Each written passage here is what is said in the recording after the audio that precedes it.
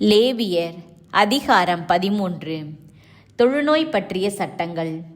ஆண்டவர் மோசேயிடமும் ஆரோனிடமும் உரைத்தது.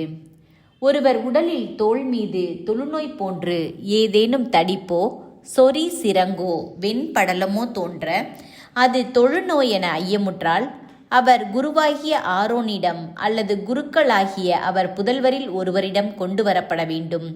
அவர் உடலில் நோயிருக்கும் இடத்தை குரு பார்த்து அந்த இடத்தில் ரோமம் வெண்மையாக மாறி நோயிருக்கும் பகுதி அவர் உடலில் உள்ள மற்ற தோற்பகுதியை விட குழிந்திருந்தால் அது தொழுநோய். அவரை பார்த்த குரு அவரை தீட்டுடையவர் என முடிவு செய்வார். அவர் உடலின் மேல் வெண்படலம் இருந்தும் அந்த இடம் மற்ற பகுதிகளில் உள்ள தோலை விட குழிவாயிராமலும் அதன் மீதுள்ள ரோமம் வெண்மையாகாமலும் இருந்தால் குரு அவரை 7 நாள் அடைத்து வைப்பார். 7ஆம் நாள் அவரை பார்க்கும்போது நோய் பரவாமல் குறைந்திருந்தால் மீண்டும் 7 நாள் குரு அவரை அடைத்து வைப்பார். 7ஆம் நாளில் மீண்டும் அவரை அழைத்து பார்வையிடுவார். நோய் வராமல் குறைந்திருந்தால் அவர் தூய்மையானவர் என குரு தீர்ப்பு சொல்வார். அது சொறி சிரங்கு. அவர் தம் உடைகளை துவைக்க வேண்டும். அவர் தீட்டற்றவர் என அறிவிக்கப்பட்டவர் தம்மை குருவுக்கு காட்டிய பின் மறுபடியும் சொறி சிரங்கு அவர் உடலில் ஏற்பட்டால் அவர் தம்மை குருவிடம் காட்ட வேண்டும். மீண்டும் சொறி சிரங்கு அவர் உடலில் இருப்பதை குரு கண்டால் அவர் தீட்டுடையவர் என அறிவிப்பார். அது தொழுநோய். ஒரு மனிதர் தொழுநோயாளி எனில் அவர் குருவிடம் கொண்டு வரப்படுவார். தோளில் வெண்ணிற தடிப்பு இருந்து அது ரோமத்தை வெண்மையாக மாற்றி திறந்த புண்ணாயிற்று என குரு கணிப்பார். அது அவர் உடலில் நெடுநாளாயிருக்கும் தொழுநோய். குரு அவர் தீட்டுடையவர் என அறிவிப்பார். அவரை அடைத்து வைக்க வேண்டும். அவர் தீட்டுடையவரே. வெண்குட்டம் உடலில் பரவி நோயாளியின் கால் தொடங்கி தலைவரை குரு காண்கிற எல்லா இடங்களிலும் தோளில் படர்ந்திருந்தால் அவரை சோதித்து பார்க்க வேண்டும். அவர் உடலில் முழுவதும் நோய் படர்ந்திருந்தால் அவர் தீட்டற்றவர் என குரு அறிவிப்பார். உடல் முழுவதும் வெண்மையாகிவிட்டதால் தீட்டற்றவர். ஆனால் திறந்த புண் காணப்படும் நாளில் அவர் தீட்டுள்ளவர். எனவே திறந்த புண்ணை கண்டால் அவர் தீட்டுள்ளவர் என அறிவிப்பார். திறந்த புண் தீட்டுடையது. அது தொழுநோய். திறந்த புண் மாறி வெண்ணிறம் அடைந்தால் அவர் குருவிடம் வருவார். குரு அவரை சோதித்து பார்ப்பார். நோய் தழும்பு வெண்மையாகி மாற்றிற்றெனில் அவர் தீட்டற்றவர் என குரு அறிவிப்பார். அவர் தீட்டற்றவர். உடலில் கட்டி ஏற்பட்டு அது குணமாகி கட்டி இருந்த இடத்தில் வெள்ளை தடிப்பு அல்லது சிவப்பு கலந்த வெண்மை மறு தோன்றினால் அதனை குருவுக்கு காட்ட வேண்டும். குரு அதை சோதித்து பார்ப்பார். அந்த இடம் மற்ற தோலை விட தாழ்ந்து அந்த இடத்தில் ரோமம் வெண்மையாக மாறியிருந்தால் அவர் தீட்டுள்ளவர் என குரு அறிவிப்பார். அது கட்டியால் உண்டான தொழுநோய். குரு அதை சோதித்து பார்க்கும்போது அதில் வெள்ளை ரோமம் இல்லை என்றும் மற்ற தோலை விட குழிந்திராமல் சற்று கருமையாக மட்டும் உள்ளது என்றும் கண்டால் அவர் அவரை 7 நாள் அடைத்து வைப்பார். தோளில் புள்ளி படர கண்டால் அது தொழுநோய். அவர் தீட்டுடையவர் என குரு அறிவிப்பார். வெள்ளை மறு பரவாமல் அது இருந்த இடத்தில் மட்டும் இருந்தால் அது கட்டியின் தழும்பு. எனவே அவர் தீட்டற்றவர் என குரு அறிவிப்பார். ஒருவரது உடலில் நெருப்பு பட்டதனால் தீக்காயம் ஏற்பட்டு நெருப்பு பட்ட இடத்தில் சிவப்பு அல்லது வெண்மையான மறு தோன்றினால் அவரை குரு சோதித்து பார்க்க வேண்டும். அந்த மருவில் ரோமம் வெண்மையாக மாற அந்த இடம் தோலை பார்க்கிலும் குழியாக இருந்தால் அது நெருப்பினால் ஏற்பட்ட தொழுநோய். அவர் தீட்டுள்ளவர் என குரு அறிவிப்பார். அது தொழுநோய்தான். அதை சோதித்து பார்க்கும் குரு அந்த மருவில் வெள்ளை ரோமம் இல்லை என்றும் மற்ற தோலை விட குழிந்திராமல் சற்று கருமையாக உள்ளது என்றும் கண்டால் அவரை 7 நாள் தனியாக வைப்பார். 7ஆம் நாளில் அவரை சோதித்து பார்த்து தோளில் அது பரவியிருந்தால் அவர் தீட்டுள்ளவர் என குரு அறிவிப்பார். அது தொழுநோய். மறு தோளில் பரவாமல் அவ்விடத்திலேயே சற்று கருமையாக இருந்தால் அது நெருப்பினால் ஏற்பட்ட தடிப்பு. அவர் தீட்டற்றவர் என குரு அறிவிப்பார். அது நெருப்பால் ஏற்பட்ட வடு. ஆணுக்கோ பெண்ணுக்கோ தலையிலோ தாடையிலோ நோய் ஏற்பட்டால் குரு அந்த நோயை சோதித்து பார்க்க வேண்டும். நோயுள்ள இடம் குழிவாயும் ரோமம் பொன்னிறமாகவும் குறைவாகவும் இருந்தால் தீட்டு என குரு அறிவிப்பார். அது தாடையிலோ தலையிலோ ஏற்படும் சொறி வகையான தொழுநோய். குரு அதை சோதித்து பார்த்து அவ்விடத்தில் மற்ற தோலை விட குழிந்திராமல் கருப்பு ரோமம் இல்லை என்றால் குரு 7 நாள் அவரை தனியாக வைப்பார். 7ஆம் நாளில் அவரை குரு சோதித்து பார்ப்பார்.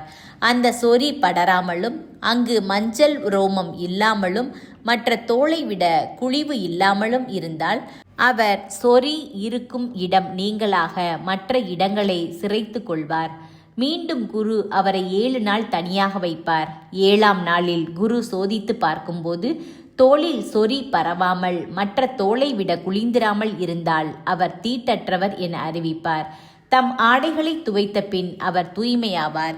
தூய்மையானவராக அறிவிக்கப்பட்ட பின் உடலில் சொறி படர்ந்தால் குரு அவரை சோதித்து பார்ப்பார். தோளில் சொறி பரவியிருந்தால் ரோமம் மஞ்சள் நிறமா என குரு பார்க்க தேவையில்லை. அவர் தீட்டுள்ளவர். சொறி குறைந்து அந்த இடத்தில் கருப்பு ரோமம் முளைத்ததெனில் சொறி குணமாயிற்று. அவர் தீட்டற்றவராய் இருக்கிறார். அவர் தீட்டற்றவர் என குரு அறிவிப்பார். ஓர் ஆண் அல்லது பெண்ணின் உடலில் வெள்ளை புள்ளிகள் காணப்பட்டால் குரு சோதித்து பார்ப்பார்.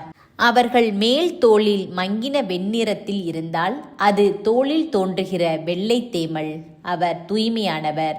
தலைமுடி உதிர்ந்து ஒருவர் மொட்டையானால் அவர் தூய்மையானவர். முன்புற தலைமுடி உதிர்ந்து அரை மொட்டையானால் அவரும் தூய்மையானவர். மொட்டை தலையில் செந்நிறம் கலந்த வெண்மையான புண் உண்டானால் அது தொழுநோயின் தொடக்கம். குரு அவரை சோதித்து பார்ப்பார்.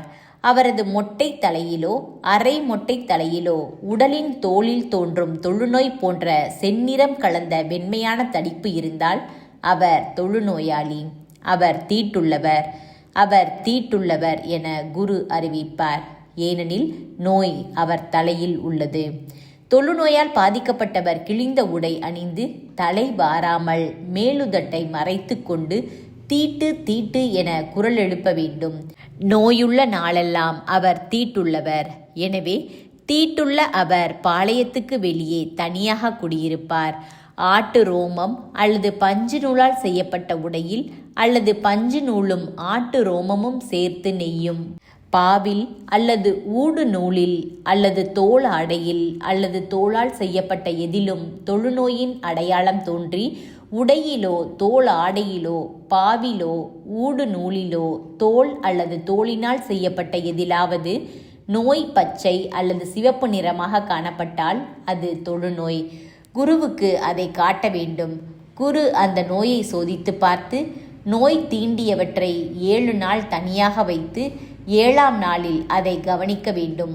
உடையிலோ பாவிலோ ஊடு நூலிலோ தோல் ஆடையிலோ தோளால் செய்யப்பட்ட எதிலோ இருந்தால் அது வளரும் தொழுநோய். அது தீட்டானது. அந்த நோயுள்ள ஆட்டு ரோமத்தாலோ பஞ்சு நூலாலோ ஆன உடையையும் பாவையும் ஊடு நூலையும் தோல் ஆடையையும் தோளால் செய்யப்பட்ட எதையும் சுட்டெரிக்க வேண்டும். ஏனெனில் அது வளரும் தொழுநோய். அது நெருப்பில் சுட்டெரிக்கப்பட வேண்டும். உடையிலோ பாவிலோ நூலிலோ தோளால் செய்யப்பட்ட எதிலோ அந்த நோய் பரவவில்லை என குரு கண்டால் குரு நோய் தீண்டியதை கழுவச் சொல்லி 2ஆம் முறையும் 7 நாள் தனியாக வைப்பார். அது கழுவப்பட்ட பின் அதை சோதித்து பார்ப்பார். நோய் தீண்டிய பகுதி நோய் பரவாதிருக்கும் நிறம் மாறாதிருந்தால் அது தீட்டானது. அது உட்புறம் இருந்தாலும் வெளிப்புறம் இருந்தாலும் அதை நீ நெருப்பில் சுட்டெரிக்க வேண்டும். கழுவப்பட்ட பின் நோய் குறைந்துவிட்டது என குரு கண்டால் அந்த பகுதியை உடையிலிருந்து தோல் ஆடையிலிருந்து அல்லது பாவு அல்லது ஊடு நூலிலிருந்து கிழித்தெறிந்து விட வேண்டும். ஆடையிலோ பாவிலோ ஊடு நூலிலோ தோளால் செய்யப்பட்ட எதிலோ நோய் மீண்டும் காணப்படுமாயின் அது பரவும். எனவே நோய் தீண்டியதை நெருப்பில் எரிக்க வேண்டும். ஆடையோ பாவோ ஊடு நூலோ தோளால் செய்யப்பட்ட எதுவோ கழுவிய பின் அந்த நோய் நீங்கி போகும். 2ஆம் முறை கழுவிய பின் அது தூய்மையானது ஆகும். ஆட்டு ரோம உடை, பஞ்சு நூல் உடை, பாவு, ஊடு நூல், தோளால் செய்யப்பட்ட பை ஆகியவற்றுள் எதுவும் தீட்டுடையதா தீட்டற்றதா என அறிவதற்கு தொழுநோய் பற்றிய சட்டம் இதுவே.